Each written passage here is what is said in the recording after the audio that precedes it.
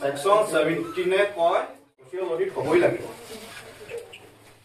মানে এইটো স্কিমৰ fund release কৰাৰ কাৰণে সোশিয়াল অডিট হবই লাগিব তাৰ লগতে ৰাইজৰ কাৰণে যিবিলাক এমজিএনআৰ মানে জব কাৰ্ড হোল্ডাৰ আছে তেওঁলোকৰ কাৰণে 9টা মান আগতে বস্তা আছে এতিয়া 9টা চাগে অধিকাৰৰ কথা কৈছে যেনেকে জব কাৰ্ড পাব লাগে জব কাৰ্ডৰ কাম পাব লাগে যদি কাম পোৱাৰ পিছতে মানে 15 দিনৰ ভিতৰত কাম নাপায় তেনেহলে তেওঁলোকে আনএমপ্লয়মেন্ট এলাউন্সৰ কাৰণে দাবী কৰিব পাৰে জব কাৰ্ডটো কাৰ হয় যিজনে কাম কৰিব তেখেতৰ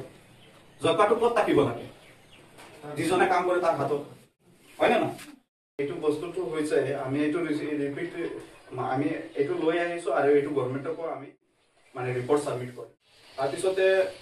ওয়াল ৰাইটিং মানে কি কয় যেনেকৈ আপোনালোকৰ এইটো